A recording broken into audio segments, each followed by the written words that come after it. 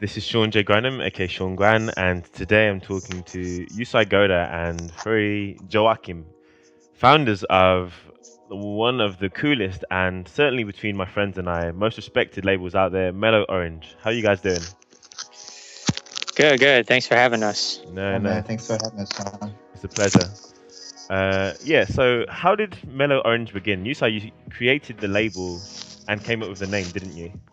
Yeah, I was actually just bored. That's how I came out with Mellow Orange now. But really started out as just just me really tired of hearing commercial radio music in the Bay Area specifically. And at the time, I was really kind of venturing out to really backpack California hip hop or more organic jazz hip hop vibe. And one thing gravitated toward another, and started pumping out mixtapes. And I feel like I don't want to tell you guys everything now, but yeah, that's how it really started. Yeah. So you and Freddie met after reaching out to Freddie for a remix compilation album for Japan's own DJ Tonk that you were executive producing. Is that right? Yes, man, you've done your research, huh? Yeah. So what was it about Freddie's music that made you want to approach him to do a remix? Well, DJ Tonk was actually out in San Francisco. I don't know whether he was out here for study abroad, or I know he was just out here, and he specifically wanted to work with California hip hop artists. So during his time here, I kind of, helped him, I guess, translate or communicate with like the groups like the Percussions, uh, Dudes Process, Crown City Rockers, and when he wanted to do a compilation album, and I kind of threw him an idea like, hey, why don't you do some remixes?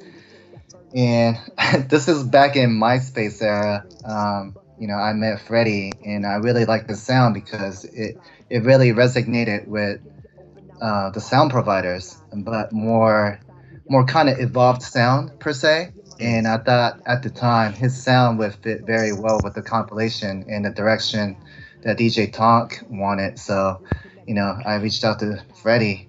Awesome. So how did you join Mellow Orange, Freddie? Well, basically, from what Yusai just said, I was helping him with like kind of curate and produce remixes for that compilation. And then I actually had a show in San Francisco at the time, and I actually didn't have a place to stay. I think my plans got kind of like shifted, and then I actually ended up staying with Yusai. That was like the first time we actually met too. Crazy. And then since then, we've just been friends. It's kind of just crazy how that all worked out. Awesome. So what music did you guys grow up on? You first, Freddie. I grew up on like, just like a lot of classic 90s hip hop from like Tribe Called Quest, Common, and De La Soul. Like a lot of, I guess, social conscious kind of hip hop at the time in the 90s. I also, we also grew up on the West Coast too. So I was influenced by like gangster rap, like Dre and NWA, just growing up as a listener. And then, I got into DJing like in the mid 90s. So I would collect records from a lot of independent hip hop. So this is like the time when Ruckus was still just developing, and OK Player was just a hub for certain artists like The Roots and Mos Def and Common and Jazzy Fat Nasties and stuff like that. But then I've always just kind of gravitated towards like a lot of jazz driven and soul driven hip hop. Awesome. Yusai. Well, actually, I kind of grew up listening to heavy metal or like J-pop because I'm originally from Japan, and whatever my brother listened to, I pretty much listened to. It was a hand-me-down type of situation where whatever he got, I got to listen to. And when I came to America, and I was exposed to NWA actually, and that's what kind of got me listening to rap or hip hop. But when I actually had enough money to start buying cassettes or CDs, I think my first CD album purchase was Midnight Marauders and Enter the 36 Chamber of Wu-Tang.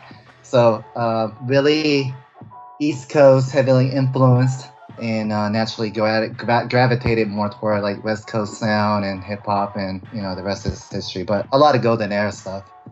Awesome. Yeah, my next question was going to be about your heritage because yeah, you saw yours lays in Japan, doesn't it? And Freddie, I think your heritage from the Philippines. Is that right? Yeah, that's right. Did you guys grow up in those respective places? Yeah, I was in Japan up until I was 12, and then I came to California and been here ever since. I was born in the Philippines, but I wasn't raised there. Oh, okay. Yeah, I came over to San Diego like when I was like 1 or 2. So Damn, I'm very Americanized. Yeah, cool. So, at what point did you both realize that you wanted to take music seriously? I guess Freddie, for you, that's like a production side, and you said that's more a label side. Well, I was always surrounded by like the 4 elements of hip hop. I growing up, I remember I was trying to rap. I was never really good at it, and I got into graffiti, and I was never really good at it. Tried breakdancing, but really couldn't find anyone else who could dance really with me. So during high school, I was surrounded by a bunch of friends that DJ mobile gigs and who was kind of in the battle circuit. And one thing led to another, and I was really curious about the art of turntablism, and then my other friends watching him just kind of like party rock high school gigs or parties. That kind of got me interested in DJing just in general. So that's how my DJ career kind of got started. And as things evolved, I kind of messed around production here or there, like really never got serious into it. But I think it's just a natural progression for especially DJs. Once you DJ, you kind of naturally want to get into production. And once you, especially now with social media, I think it's really easy for you to start your label and collective. And Mellow Orange is started out as a hobby, more of a passion type of thing for all of us involved. But as things kind of took off on its own, we're at a point where we kind of needed to take things more seriously and start thinking or start processing things more in a business sense. So things just kind of fell into my lap, and now I'm just kind of doing like a lot of day-to-day operation things. But yeah, it's one of those things that was never planned, but we're just kind of taking things day by day, I guess. I'm glad. Yeah. And yeah, Freddie, for you, when did you know that you wanted to take your production seriously? Like I said, I started DJing in the mid 90s, and then like Yusai said, with DJing comes the technical side of creating music. So it was kind of like a natural progression because I was already recording my own mixtapes and stuff like that. So I kind of tried a little bit of production, like I guess the late 90s and early into 2000. And then I have to say, when I first started getting more serious about it was around 2003, when a lot of these just kind of simple beats and simple productions just kind of started piling up, and I didn't really know what to do with them. So I basically would just kind of make little beat tapes that I would just give my friends. And then from there, I just kind of, I guess, pursued production a little bit more focused, and then started working with artists, and then started connecting with artists, because this is at the same time, like the early 2000s were when social networking kind of came out. So I was able to connect with, MCs and singers and just other producers, just to kind of vibe out and, build artist relationships with. Awesome. So who was the first artist besides yourselves that was signed to Mellow Orange?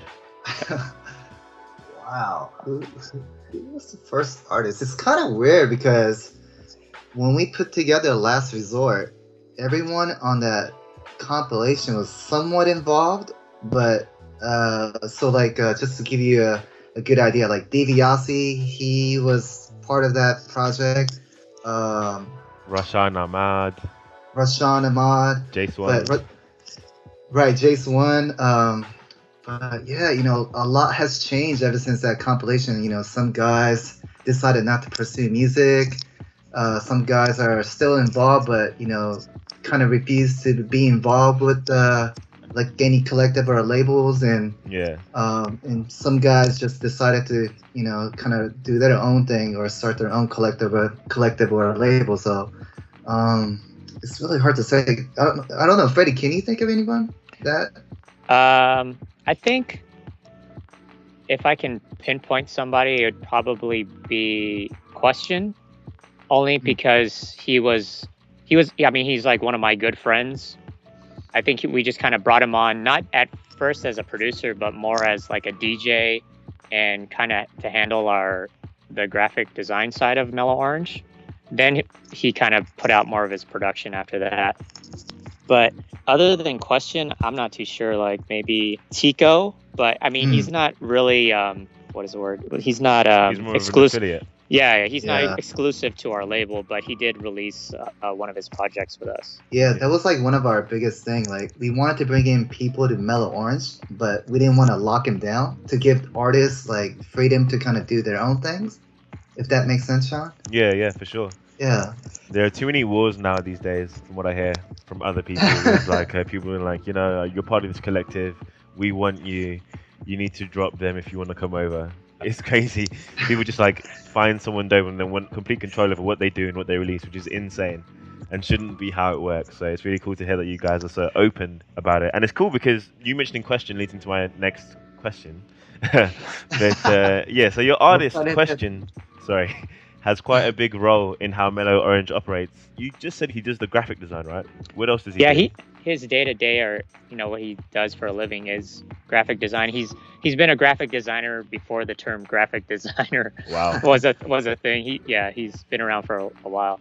He handles most of I guess a lot of the design work or the branding for Mellow Orange, and he gives us a lot of insight into what we should do as far as the branding or how stuff should look. Yeah. So aside from yourselves, then, who would you say has been most influential in the creation of Mellow Orange and getting it to where it is now?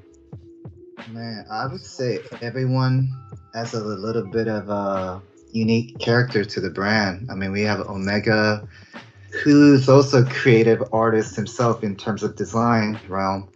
He brings in a little bit of a flavor per se.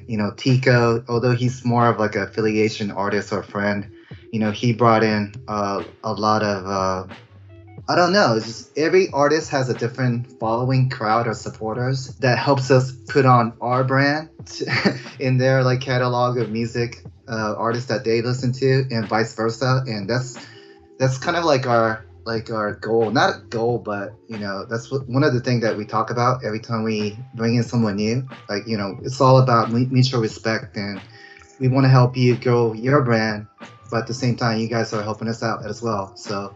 Everything kind of works in unison, and it's so I would say everyone that we brought in so far has helped us, and hopefully we've been able to do the same for them. Yeah, I think it's one thing that kind of helps shape the label is we're all kind of spread out. Like we're not really just centrally located in one city. Yusai being from the Bay, and me and Question being from San Diego, or just Southern California in general, and then Omega's in Portland, which is north of the Bay, and then we have other producers and DJs in Europe and in other parts of the US. So I think their own influences from where they are located in the world helps kind of shape who we are, I guess, as a label as well. Yeah, so you're kind of like the Captain Planet of labels, in a way. No, not even close. Cool.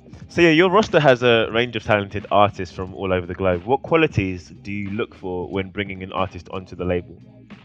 I would say, for me, it's just we don't want to follow trends per se. We've definitely been more careful bringing in artists to our brand, only because we don't want to conflict our image or what we've been known for. So first thing that's stands out is something soulful boom bap style. That's what we've been true to.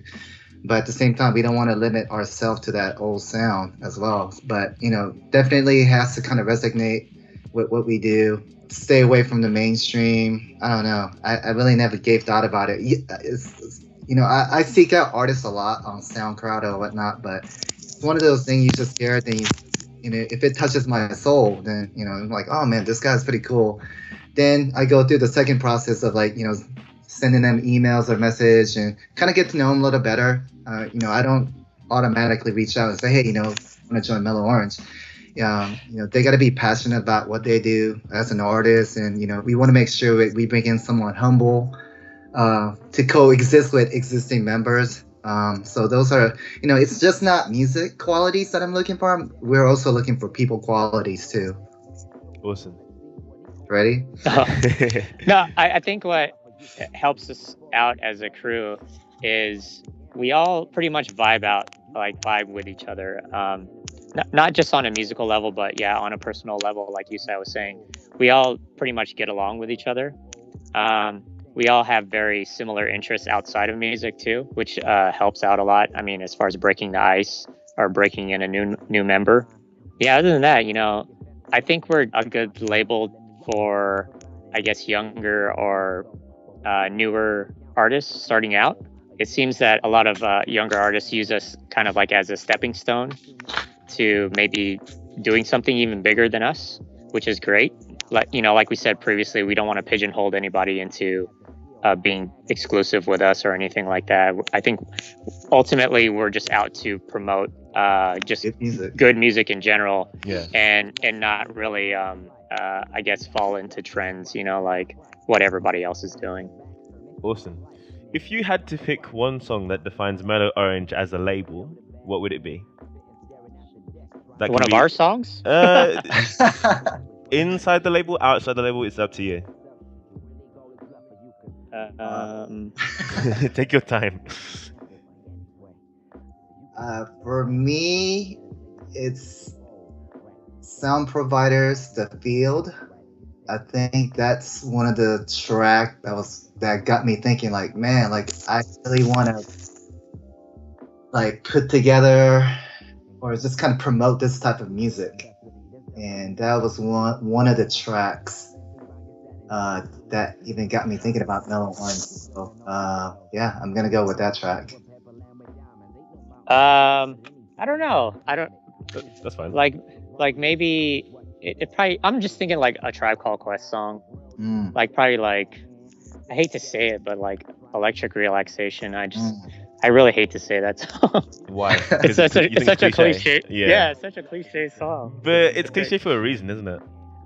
I think. Well, one thing I really like about that song is, one is I grew up on it.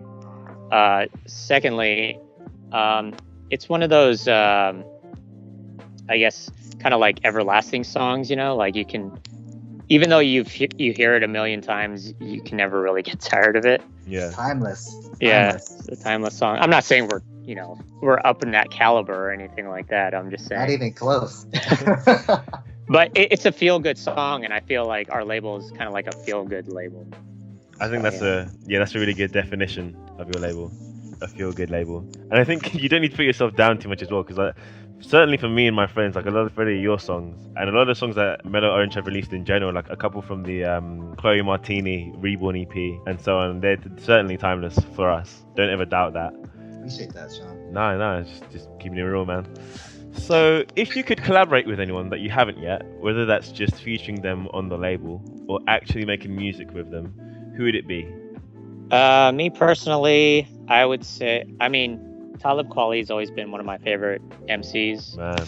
And I just kind of hope to work with him sometime in the future. Oh God, Freddie B, we don't have the budget. We don't have the budget. That would be so dope that he would fit so well on your tracks. But other than that, it's all the artists that I grew up with. As far as like working with artists now, I don't really have a criteria or anything like that. I tend to like to work with artists that I'm just fans of in general, whether they're like on the same page as me or, just like an independent artist in general. Just as long as, we just vibe together well, I think it works out. Cool. And you, Yusai, is there anyone that whose music you would love to release, or maybe that's a secret because you don't want to give away where MO is heading in the future? So there's no collaboration set in stone right now. Like we done several different collaboration with several different collectives in different regions. I don't know. Maybe I could talk to Dean and get something done with Darker Than Wax, perhaps. That'd be very nice.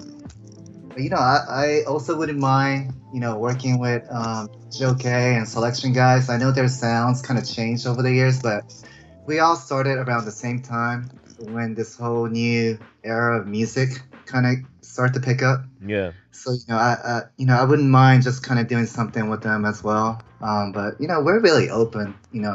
Like what Freddie said, it's all about the vibe, and if things work out, then it just works out. Sweet. So, Freddie, your production style has a very relaxed, groovy feel to it that one could say embodies the concept of Mellow Orange. Would you agree with that statement? And I think you already answered this, but what has inspired your production style? Yeah, I mean, I can totally agree with that. Ultimately, the music that you're hearing is what I enjoy making. So, pretty much all the stuff that I've put out thus far has been music that I just enjoy creating in general. A lot of it is really jazz influenced, because that's where I take a lot of like my samples from, jazz records or soul records. I'm just a fan of jazz in general. And I think a lot of that comes from like my early influences, which are, like I said, like Dilla and Pete Rock, people like DJ Spinna, and yeah, and like the Sound Providers, of course, are a big influence on me. And a lot of those producers really utilized a lot of soul and jazz samples. And that's just, even as a young kid, that's just the sound I gravitated towards in general. It was just like a natural thing for me. I really don't know how to explain it, like why I gravitated towards that. Yeah. Rather than what my peers were listening to at the time. I think it's just the personal side of me is just, I just enjoyed being a little bit different from my peers. So yeah, that's kind of where it came from, I guess. Yeah, it's like there's no real science behind why you chose that. It's just like from the soul or whatever. Yeah, exactly. That naturally resonated with you. So how did you end up in Japan? That's another story. Who's interviewing who? I'll go for that quickly. I wasn't expecting to be asked any questions. Let's make this a Sean's interview. I'm not at that level where I deserve one, but yeah. So when I was 12, my mum forced me to be in the church choir, and I was the only kid. And we got sponsored to come and sing in Japan. So we came. Yeah, we were here for 2 weeks. We came to a Tokyo hotel, then a university in Osaka, then a camp in Nagoya, and then with a homestay in Tokyo again. And they had a daughter the same age as me, so I kind of got like a condensed picture of Japan. And back then, Dragon Ball Z and Pokemon had just come out, so I was already in love with anime, and yeah, I just fell in love with the country. And so after that, I was like, I'm going to work in Japan, I'm going to learn Japanese. But that became a pipe dream because I put it all to the side, like after studies and stuff. I just didn't have the time for it. And then I graduated, was working a job as a graphic designer, and I felt like I hit the ceiling early. So my friend was like, Sean, I know you like Japan. Why don't you try this thing called the JET program that my boyfriend did?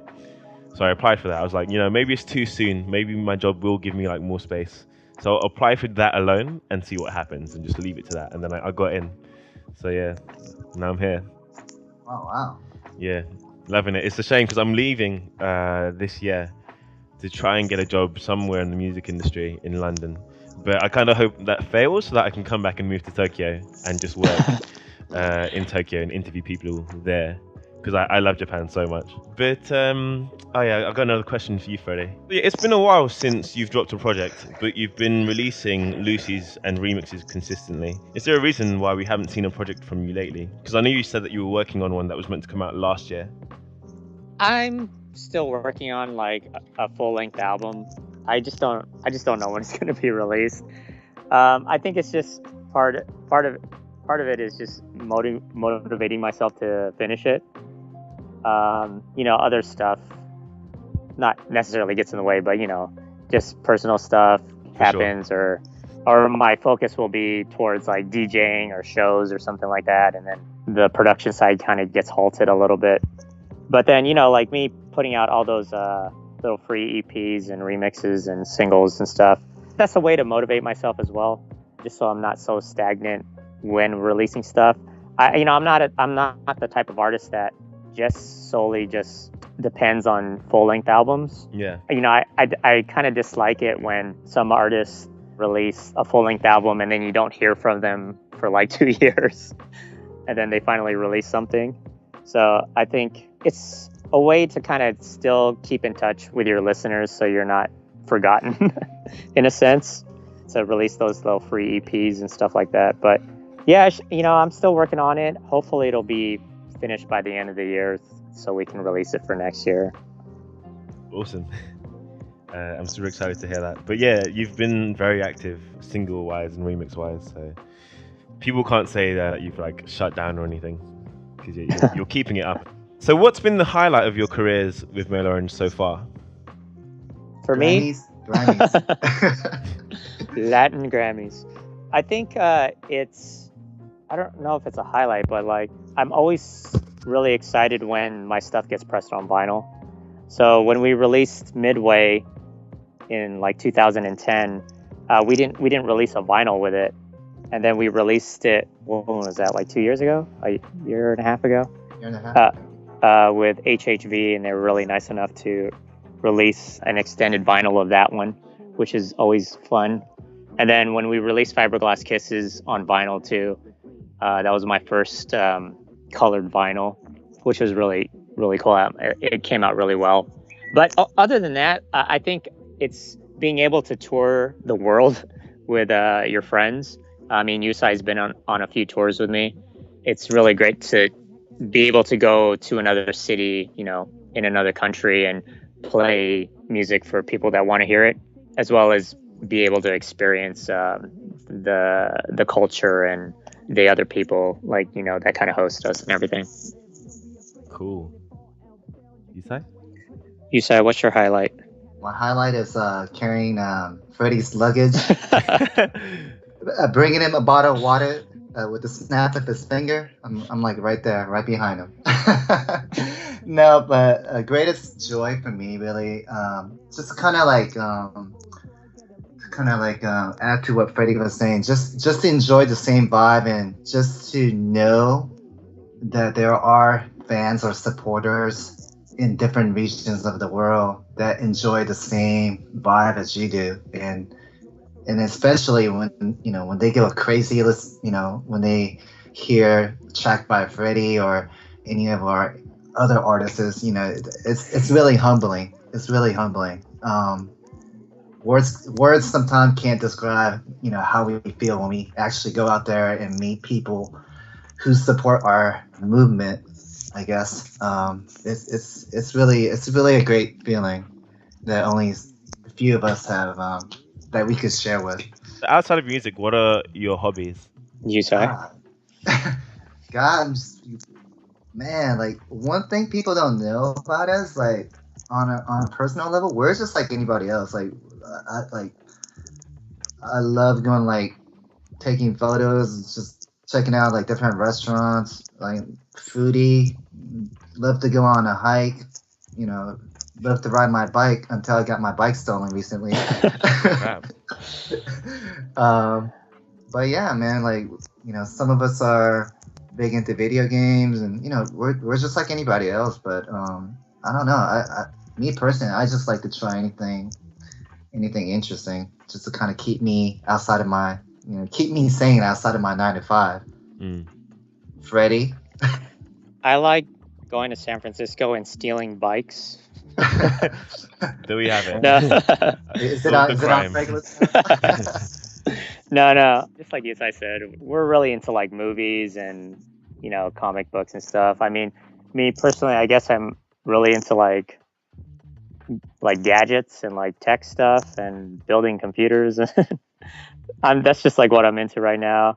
I mean, we also go to like a bunch of like sporting events too, so it's pretty average. I mean, we don't go bungee jumping like like on the weekends or anything like that, but I think a lot of us, or at least more than half of us, are really into like outdoors stuff, like hiking, like Yusai said, like hiking and going camping and stuff like that.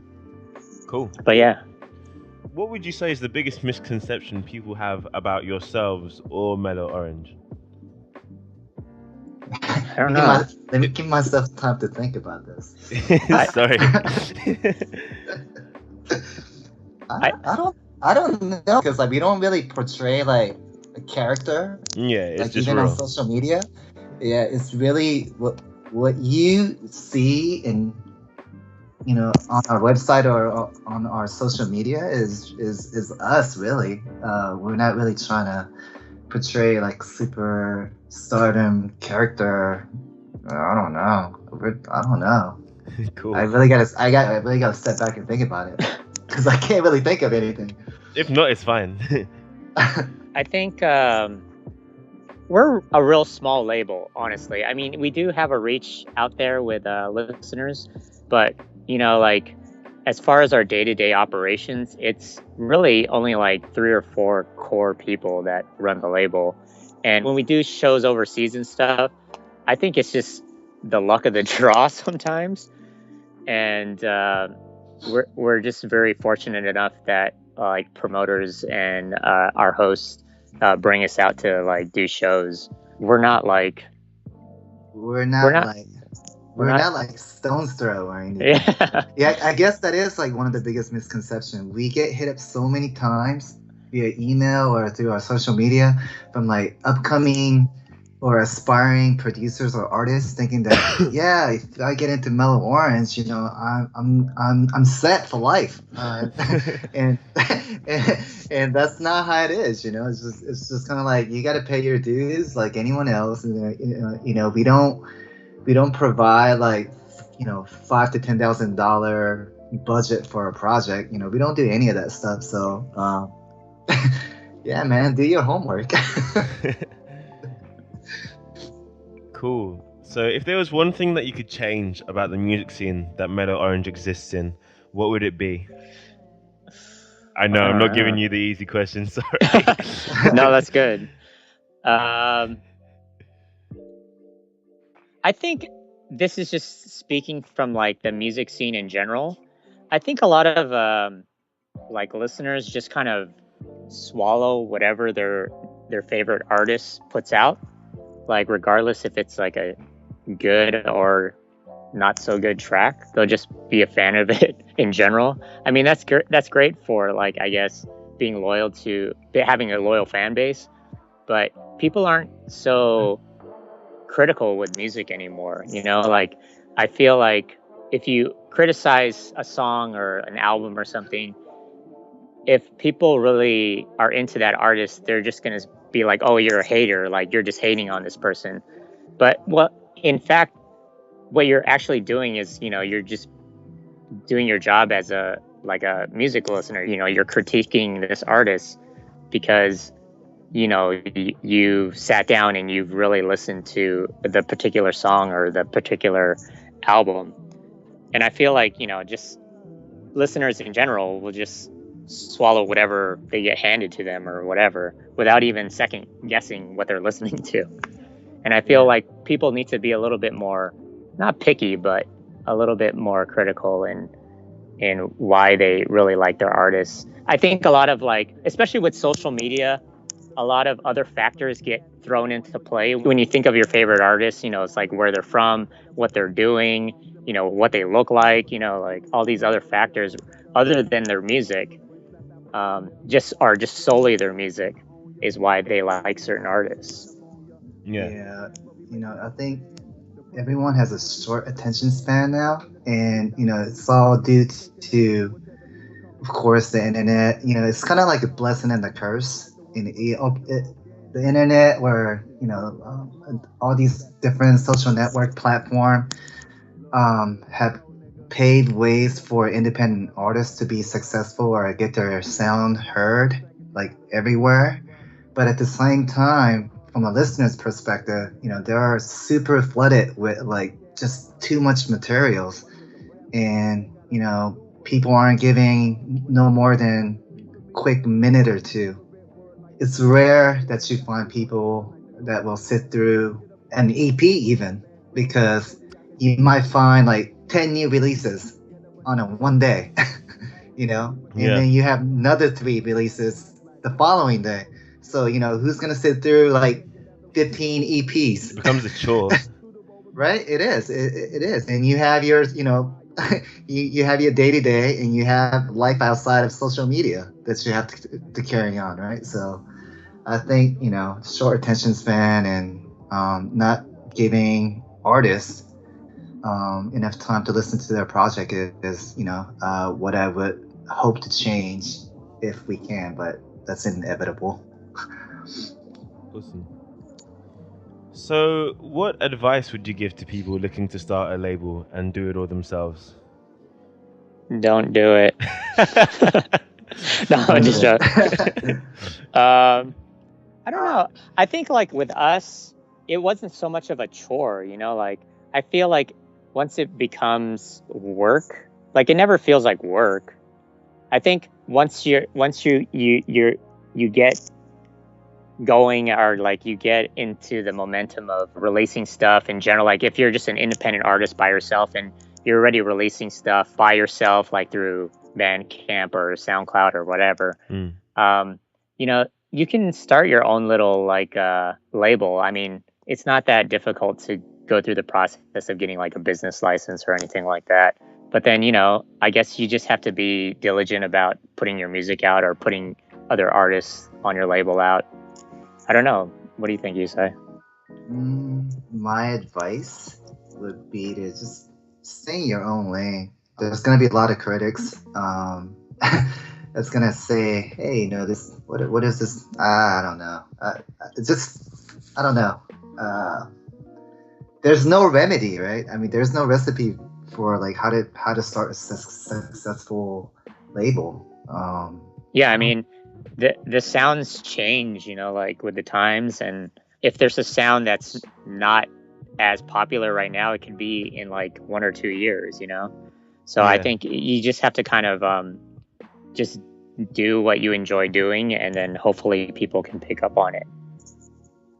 Cool. I mean, for us, we've been very fortunate enough where we've kept the same vibe for the most part. Right. Throughout the entirety of Mellow Orange, where we haven't really changed our sound too much, where people aren't like, oh yeah, these guys just sold out or anything like that. It's really weird because like, I sit back and wonder like, how are we still relevant? And, why is Mellow Orange being mentioned on Twitter with the likes of Selection and Darker Than Wax and, some of the other upcoming labels? And it's one of those things you're like, that's interesting. We're still relevant. Yeah. Cool. So what artists should we be looking out for, according to you guys? Well, we have a few of the younger cats coming up right now. They're pretty hungry right now. I mean, I've been working with this young guy named Aso. Yeah. He's just out of LA. But he knows how to play the keys. He could play the guitar.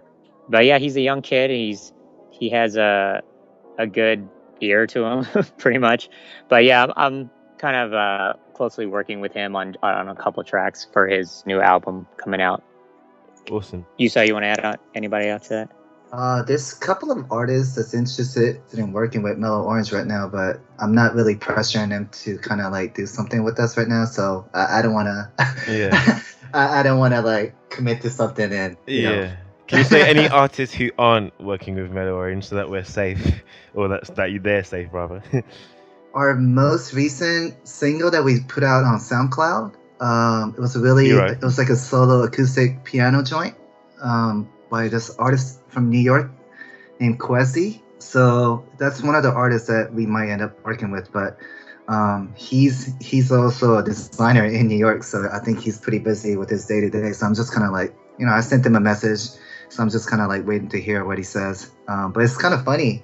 I actually got an email from him like 1.5 years, 2 years ago, and he wanted to do something with us. But I guess, it's one of those things where his emails got lost in the track. And then, 2 years later, like here I am, like, oh, hey, you really have a nice sound. Do you mind if we feature your song? Like, it was like, oh, that's great. Yeah.